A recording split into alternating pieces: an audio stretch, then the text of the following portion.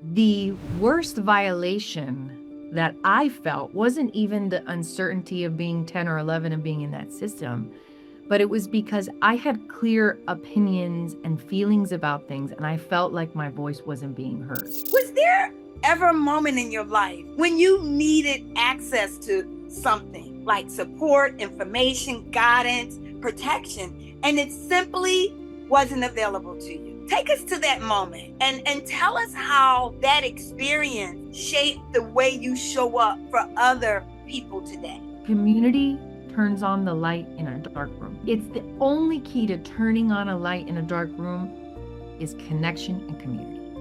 And all of a sudden, once you hit that light, it could be a dimmer.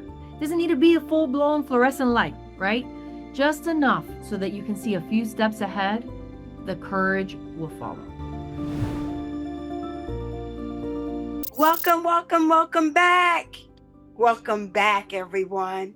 Welcome back to another episode of You Are You, Unapologetically. You know, we are that podcast where we celebrate every version of you. And I mean every version of you. And we remind you that no matter what is going on now or what you've been through, who you truly are was never up for debate. Not at all. So today's episode, it is called Why Accessibility is an Act of Love and How It Changes Everything. And I want to ask you something. Think about a moment in your life when you needed something, not something you could buy, not something you can Google, but you needed guidance, protection. You needed information. You needed support. And it simply wasn't there. The door was locked. The price was too high. The person who could help did not want to help, nor were they willing to help you. And you had to figure it out all alone. You had to do it all alone, all by yourself. What a lonely place to be. If you've ever been in that place, and I believe most of us have, then today's conversation is going to mean something to you for sure. Because today we are talking about what happens when someone who's fought their way through every locked door decides to turn around and hold it open for everyone behind them. We are talking about what it means to make yourself, to make your gifts, your talents, your abilities, your strength, your weaknesses, and all the things you have worked so hard for. You know, all the things you worked so hard to understand. We're talking about what it means to make yourself accessible. Not because it's easy, and not because it's convenient, but because it is one of the most profound expressions of love and purpose that any human being can offer. See, this conversation matters because we still live in a world, well, where access is still a privilege. It's still a privilege. Access to the right information, access to help, access to support, access to the right person, access to resources. All of it is still largely determined by your zip code, your income, your background, your culture, and to, to some, the color of your skin. And then to who you happen to know. And when someone who has fought their way through all of those barriers decide to turn around and lower the barriers for the next person, this is not just generosity. Oh, it's transformation. No, this is love. That is the kind of love that actually changes communities. It changes generations, and it changes what is possible for people who never thought certain doors were meant for them to go through. Whether you are a woman building a business, navigating a career, or trying to protect everything you worked hard for, this episode is going to give you a new way of thinking about what you carry, who it's for, and why keeping it to yourself may be the most expensive decision you ever make. Yes, we still live in a world where access is a privilege. It's still a privilege, especially for people of color and women.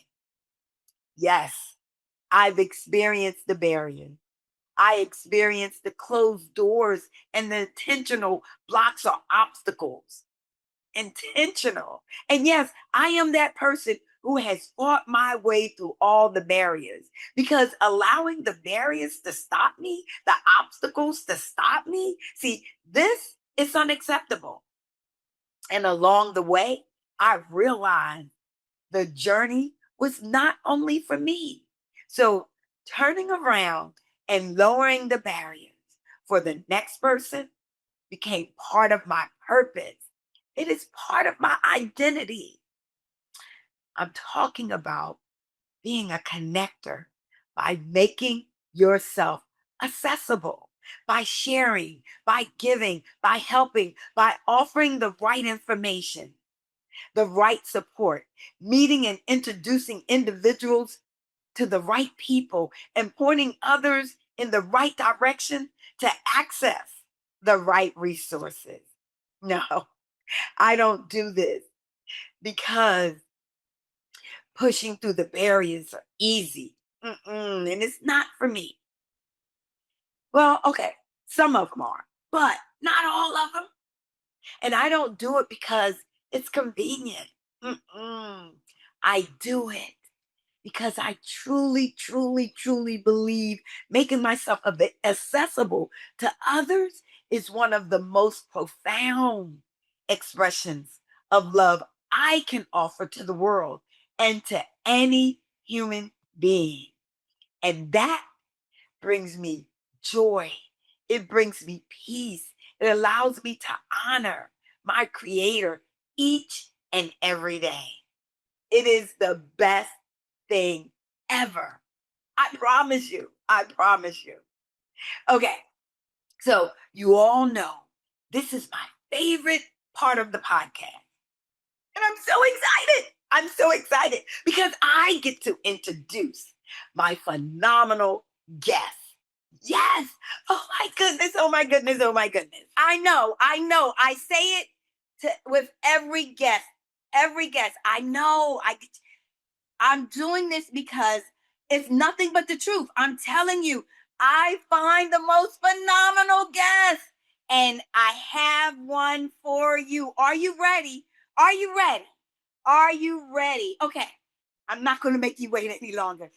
Our guest for this session, woo, our guest is the first generation Cuban American founder and manager partner of Quintana Law, PA, a boutique Florida law firm dedicated to protecting homes, businesses, and legacies.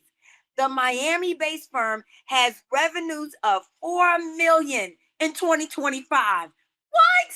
Under her leadership, Quintana Law has expanded beyond insurance disputes into construction law, property litigation, and family law matters. She is also pioneering a subscription-based legal services model that provides small and mid-sized businesses with accessible, affordable, I said accessible, affordable, and predictable legal counsel. See, our guest serves as vice president of BNI Business Leaders and as DEIB chair of the NABO South Florida chapter. Come on, somebody, where she is collaborating on the launch of a semicircle mentorship program for women entrepreneurs. She actively mentors women and students through speaking engagements at law schools, career fairs, and nonprofit events.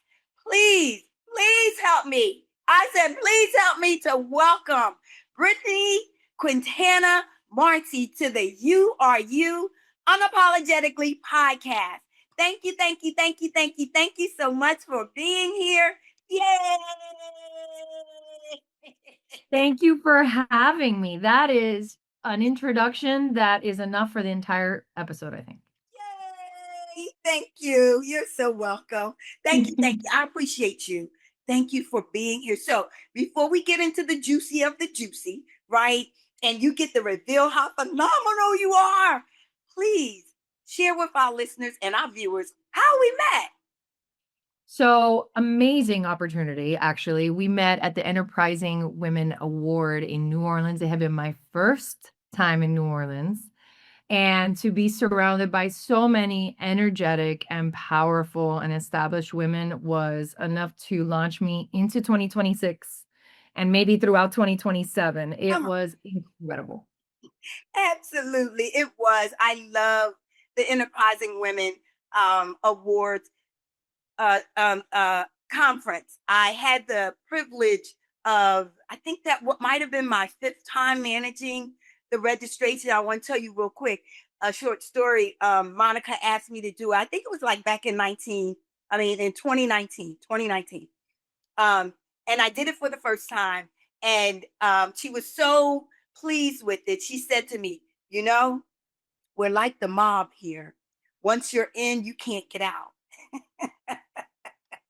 I start cracking up. And so, Can I tell you a funny story? yes, please. So you may not remember because you were sitting at the door, I mean, holding court. You had people coming in and coming through. I was there with my husband.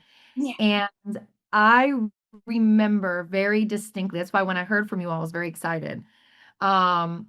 Chit-chatting with you at the door, saying how great you look because you looked fabulous. Thank you. And just enjoying that conversation. I went over and I touched your arm and I got emotional and I walked inside and I said to my husband, that is the most beautiful energy that I have interacted with today. And let me tell you, everybody was doing all the things at that conference. So it's something for you to remember the kind of impact that you leave on people. Thank you. I received that, Brittany, so much. And, and it's like I was saying, when we got on the phone together, I mean, on this call initially, it's intentional. Like I live to serve.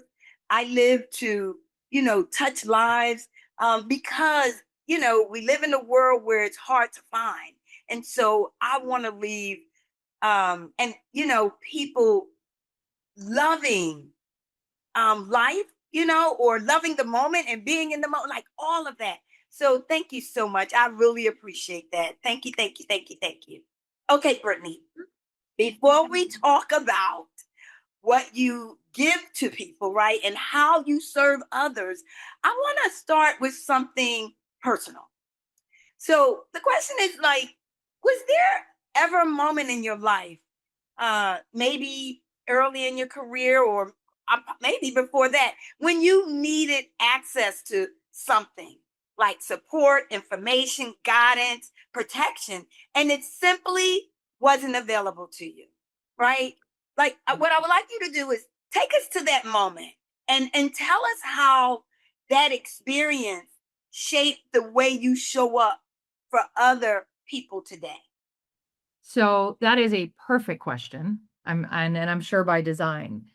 I am an advocate. I'm an attorney. I'm an advocate. Whether or not I'm an attorney, I'm definitely an advocate, right? And I've always been that way. And I think that stems from, I know that stems from early in childhood when my sisters and myself were involved in a very contentious and acrimonious divorce between my parents, my mother being ill. She's since passed. And so we were part of a system. We were in, being assessed and evaluated by courts and by guardians ad litem.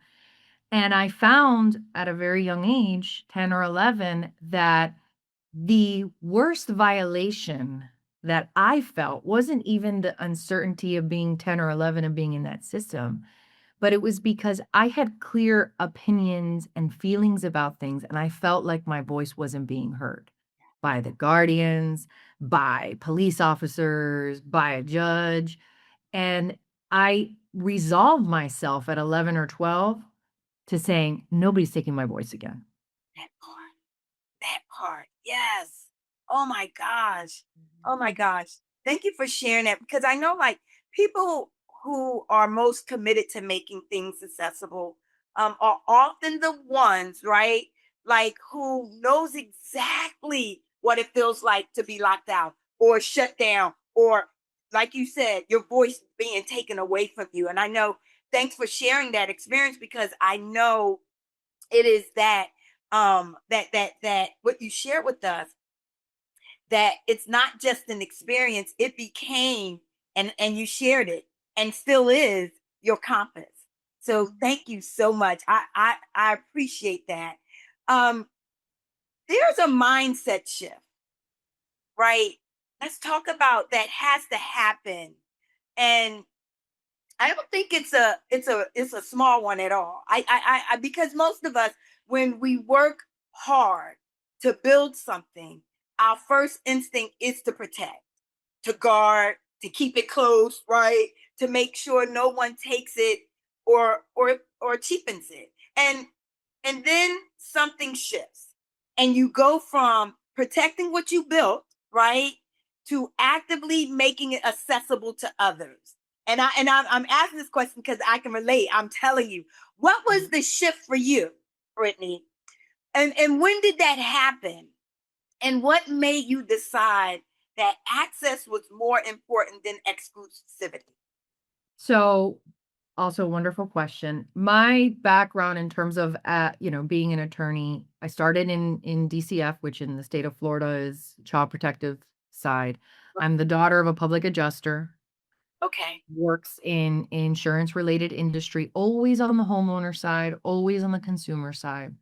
And then when I jumped from government work into private practice, I started working for the big law firms, the big billable hours, all of whom provided defense services to these big companies.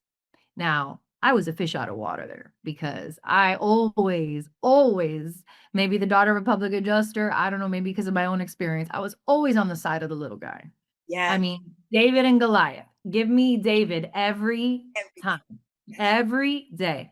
So eventually, I got pregnant with my son while Okay. I was on the defense side. Okay. And I had a conversation with my husband and I said, I am not going to continue working for these people. If I'm going to work like this, I'm going to turn this instinct to protect, the one that you alluded to, and I'm going to flip that on its head because yeah, that instinct to protect is in there. But imagine if I can do this for more people. Yes. Like imagine if I can take this instinct to protect what I have and what we have and focus that energy on protecting other people. And Yes. so I decided to jump on my own. My husband was like, okay, cool. With a newborn, essentially, and figure out how I was going to make it work on the plaintiff side, meaning on the policyholder consumer side, so that I can advocate and help people protect their homes, Come on. which for many people is the largest asset that people own or will ever own. Or, I mean, it's your home. Yes. That's the biggest investment I certainly ever made. No, no. So, I think something about what you said in terms of the mindset shift was telling myself, I have to take all of these skills that I have to build security for my family and say, hey, I'm going to bet on me so that I can build security not only for my family, but for other families in Oh, my I community. love it. I love it. Okay, wait. That was magical. Say that again, because I love the part, I'm going to bet on me, right? Like that's a sure shot. So please, I need you to share that again. Say it again. We'll say it again because we all should be saying it to ourselves. I'm going to every single time, 10 times out of 10, bet on myself. The same way your viewers and your listeners should absolutely bet on themselves, Yes. right? Because at the end of the day, I know I can count on me. And if I could shift that instinct to protect this little baby and my home and all of these things that we had built, right, as a family unit, as a young family unit, then why couldn't I share that ability to use my voice, this thing that was so important for me, to advocate for other people who felt overwhelmed? Right. And on top of feeling at the age of 10ish, right? That you had no voice and you made that decision. Oh no, that's not gonna happen again. So no, I thank you. Oh my gosh, that's so good. So many women have been like taught that sharing what you know makes you less valuable. It's That so true. Oh my gosh, that accessibility is a liability. And you're saying the exact opposite. It's not a liability. It's actually the most powerful thing that we can choose, that you can choose, that I chose, right? And that is sharing and serving. So thank you so much for that. That is sweet. You nailed that one. I'm telling you.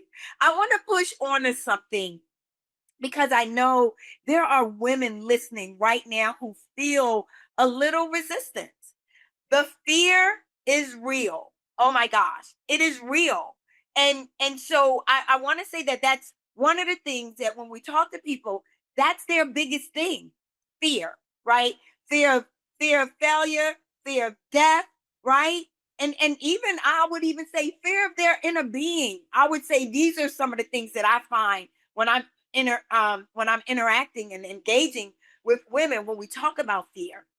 But if I make this too accessible, whatever, I have, this is what women are thinking of, right? If they make themselves too accessible or their business too accessible, if I lower the barrier, does that make what I built seem less valuable? Does it cheapen the expertise that I've worked for? And so how do you respond to that fear, right? And have you seen in your own experience that accessibility actually increases impact rather than reduces it? So the answer to your second question is yes, accessibility absolutely increases your impact. And I think you start with fear by acknowledging it. Oh, I feel fear all the time. And people yes. see me and they're like, "Oh, you're trying cases and you're out here, you're doing that." I feel fear all the time, but it's not fear that I'm not enough, right? We got to remember that you're enough. Your vision is beautiful. Your mission to go and serve people, Come on. that the money will align, the success will align as long as that mission's coming from your gut and it's not coming from your head. Oh, I And love. so it's the truth. I mean, I feel fear now. Our business, you recognize the business and we've had a lot of success. And so like all of us, I'm trying to think, how can I scale? How can I grow? And I've spent a year tossing plans I had to grow in the way that I'm supposed to grow. So the stuff from the head and saying, what is my mission now? How can I amplify this mission now? Because success is not going to follow if I add a division of, legal practice just for the sake of doing it. How does this realize the mission? So yes, is there fear of failure? Is there fear of not, meeting a metric? Yes. Yes. The difference is not letting that fear paralyze you. Oh my gosh. And I love it. I love it. I love it. I love it when you said acknowledge it. Acknowledge it. I was asked a question about an emotion, right? Well, how do you, deal with anger? Like how do you do I said you acknowledge it.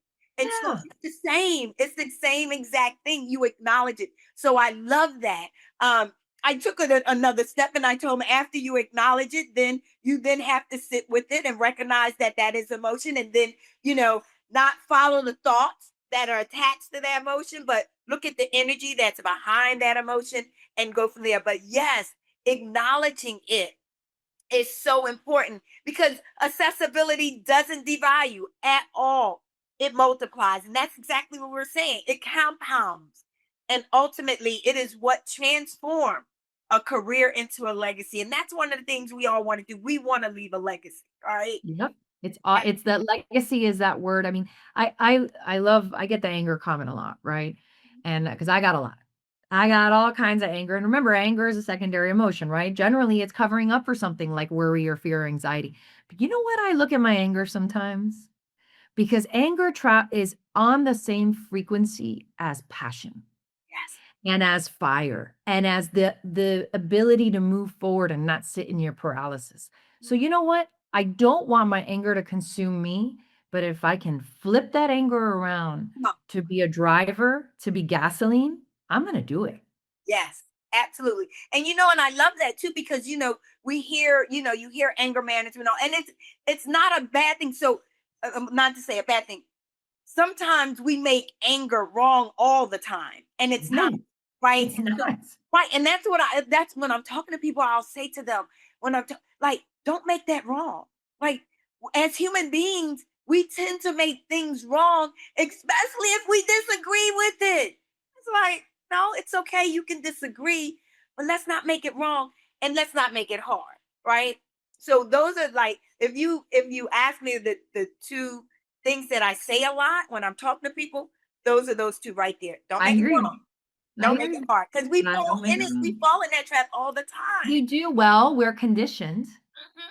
We're conditioned Exactly. to be very careful about looking angry and emotional and all these things as women. And it's listen, I'm married to a wonderful man. There are great men all over the place, but men get angry and emotional as well. But we have been conditioned to not be angry. Don't be angry. You know what I tell my staff when they're intaking a case? Right. If it's a real wrong denial. I said, the value of the claim cannot be the first metric. Yeah. It's the person calling on the phone, if we can provide them with service, and Yeah. it's someone that's not gonna eat up all our time and be entitled about it. And the second thing is, I call it the justice meter, but what it really is an angry meter. If it was a real bad denial to someone in a really bad spot, you know what that does? That makes me angry. And I take that anger and it makes me a really damn good advocate. There you go. That part right there. And it Mhm. drives you to do what it is that you're so brilliant at doing, Brittany. So thank you for that. So you have chosen repeatedly, consistently to show up for people in rooms where you are not getting paid.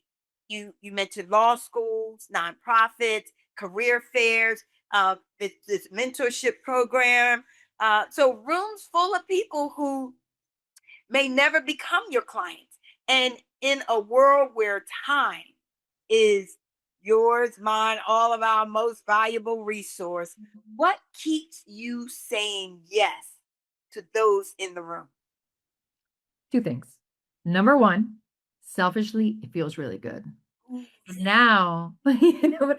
So it is completely selfish. I'm gonna say, ooh, it feels good to go out there and talk to the kids, especially, and I say kids, these, some of these are high school students and some are college students, but people, particularly young women, who may be walking into a courtroom or in a pretty much a completely different legal landscape than me post-COVID, right? There was a time where you'd have to go into court for everything. Now things are online and we're increasingly detached from one another. And I found early in my career that I didn't have mentorship and I didn't find a woman attorney who mentored me in any meaningful way. In fact, it took 8 or 9 years into my practice to find a mentor who was a man. wow, And he's still co-counsel with me and trial counsel with me, and we're very, very close friends. But I had to go out and seek him. So, wow. one, it feels good giving back. But the second thing is, you may not be getting paid, and those people may not be your clients yet. But you know who they're going to be? They're going to be good referral sources who believe in your mission. They're going to be potential employees that you get the opportunity to work alongside their brilliance, right? Who are going to look at things from a fresh perspective that, maybe you're not. They are other people in your community who can just broaden your ability to connect. The fact that they're younger, that doesn't mean that they're not going to come of age in a new community of people that you haven't met before. That is so So Again, another selfish reason, as a good attorney, right? As to why it's great to connect with people. So yes, it feels good, but two, it makes sense. It makes sense for business owners. And it's like planting seeds. I know you've heard this analogy, right? Absolutely. And You that plant the is, seeds. I'm sorry, go ahead. I'm sorry. No, no, go ahead. You plant the seeds. You know how it goes. You plant the seeds, but they will grow. If you plant the seeds with love and you do it for the right reasons and a little water falls down on them and they get some sunshine, they will grow. No doubt, because that's the process and that's how it works. So I thank you so much for that answer, because that the answer you provided us clearly tells us everything about who you really are. And so thank you for that. That you know, um and that is service, right? That is what it looks like when you identify, when your identity is not wrapped up in what you receive. That's service, right? And but it's wrapped up in what you give. And I believe that, I truly believe that, one of the most unapologetic, powerful ways of woman, it is a way a woman can live. And that is one reason why I'm living the way I'm living. And so thank you so much for that. So I want to close our discussion with a question, a question for women who is listening, right this very moment. And maybe she has been sitting on something for months, and it might be a year, or years. Um, a gift, it may be a skill, it may be a piece of knowledge that she's sitting on, a door she has the key to, and she's been holding back. She's not moving, she's not budging, because she's not sure if she's ready. Or, we said it before, fear. She's afraid of how it will be received or how it would look, or just hasn't had the courage to open her hands and let it go. What do you want her to hear today, Brittany? I want her to connect. I want her to connect with other people who are going to be your biggest cheerleaders. That's one of my favorite things to do when I'm sitting in either NAVO or some of these groups where women are thinking about different ideas or adding different streams of income. And sometimes you just need a sounding board and a community of people that say, hell yeah, do it. Take the jump. This is what I did. This is what didn't work for me. This is what worked for me. And then she, with that information, can take the step forward.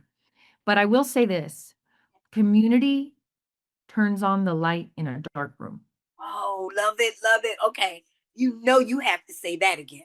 I'll say it again. Please. It's the only key to turning on a light in a dark room is connection and community. And all of a sudden, once you hit that light, it could be a dimmer. It doesn't need to be a full-blown fluorescent light, right? Just enough so that you can see a few steps ahead. The courage will follow. Oh my It's goodness. just very hard when you isolate yourself in a dark room and you're only ruminating about your thoughts. How could you expect yourself to take a step forward, right? Surround yourself with cheerleaders who are going to be like, get it, girl. Yeah. What are you doing? Let's go together. Do you want me to go with you? You'd be surprised how many people would say, hey, you want to go test out this idea that you have or test out this product? Count me in. How can I help? Gosh, I love it. I love it. I love it. We both have that servant heart. Like, I'm so giddy right now. But before we wrap up, Brittany, um, I want to ask you. I know it's something that our listeners really need to hear. Um, so, what is the most important truth you want every listener and viewer to walk away from today, right now? The most important truth, especially for women, who's been, hoarding their breakthrough, like they're like sitting there, like, I know, like, it's coming, when someone else's freedom might depend on their openness. Like, what is that truth? The truth to me, and it's one that I grapple with now, so it resonates with me, is that if you're pursuing whatever that breakthrough is, maybe it's a new business, maybe it's a relationship, maybe it's letting go of some stuff that doesn't serve you. It's you have to lead with your authenticity, right? Your authentic heart. Because if that business or that relationship or that endeavor that you have in mind does not line up with your mission and your vision, and I tell people all the time when they're contemplating this, not only does your business need to have a mission and vision, you as a person should know your own mission and vision. Yeah. And if there is an alignment there with who your authentic self is, Come on. that's when you're going to feel that disconnect. Nothing but the truth. Mhm. So help me God. That's I, and I'll swear in a court of law. That's what I said. You nailed it. Thank you, thank you, thank you, thank you. So let's take this moment and please share with our listeners. Like, I'm quite sure there are those out there that want to connect with you. How can that happen? I would love all introductions. And by the way, this isn't limited to people in the state of Florida. It's tough down here. Okay, so I'm happy to connect with people all throughout the U.S. and even abroad. It can be done online. Instagram handle at Quintana Quintana Law LAWPA, right? So that's the handle for that. Or you can email me or we can set up a call, shoot an email. We can set up a Zoom, a one-to-one. I love hearing other women either contemplating starting their business or adding streams of income. And I'm happy to be on your impromptu board of directors. So send me an email at bquintana, Quintana at quintanalawpa.com. That's it. That's it. Oh my goodness, Brittany. Thank you, thank you, thank you so much for I your appreciate wisdom, you. for your professional, your expertise, your professionalism. See, guys, I told y'all she was phenomenal. I Thank you had to live up. for being on You Are You Unapologetically. Like, I'm Thank so you, Dr. grateful. Kim. Grateful for you, and I'm looking forward to having you back again and again and again, and connecting with you again. More and more and You just you more. just have Okay, to our let me know listeners, when. yeah, our listeners and our viewers. I will be right back. Don't go nowhere, you guys. I'll be back. I'm back. Oh my goodness. Oh my goodness. Oh my goodness. That was amazing. See, told you, Brittany is phenomenal. Thank you, Brittany, for all of your wisdom. Thank you for your authenticity. Thank you for your generosity and your willingness to serve in full capacity. Thank you, thank you, thank you. But most of all, thank you for being you unapologetically. Wow, you guys, that was so good. And honestly, that conversation just opened something up in me. I'm just saying, just saying. Okay, so let's recap. Accessibility is not weakness, not at all. It is one of the most powerful expressions of love and purpose you will ever offer. You heard me. Most powerful expression of love and purpose you will ever offer. And here's this. I learned that the best gift you can offer is yourself. How about that? The experience of being locked out or having no voice. Like Brittany stated earlier, see, that experience is not a wound to carry silently. It is a compass that points you towards the people you were created to serve. Yeah. And so making what you know accessible does not diminish your value. It doesn't. It multiplies your impact and it compounds your legacy. You heard me, right? It multiplies your impact and compounds your legacy. So showing up for a room or rooms that cannot pay you, you know, that is not a sacrifice. Nope, it's not. It is the fullest expression of who you truly are. That's it. It's who you truly are. And the breakthrough you fought for was never just for you. Mm-mm. Someone else's freedom is waiting on your openness. That's what it is. That's what that breakthrough is all about. So, this is what I want you to do this week. And I'm quite sure Brittany would agree with me. So, the first thing I want you to do is I want you to identify one thing you are carrying. Is it a skill? Is it a piece of knowledge? Is it resource? Is it a service? Is it a door you have a key to or a window you can open that someone else needs? Is it? Identify that one thing. Then ask yourself, honestly, have I been protecting this when I should be sharing it? Ask yourself that. And what I want you to do next is I want you to take one step this week to make it more accessible, whatever it is, a skill, a resource, a service, a referral, something. What is it? Whether that's a conversation, whether it's a post, whether it's a text, whether it's a call, I want you to share it.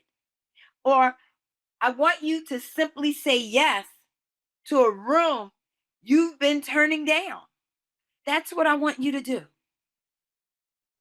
And for this present moment, this is what I want you to do. This present moment. I want you to say out loud, say it out loud. What I carry was never meant for me alone.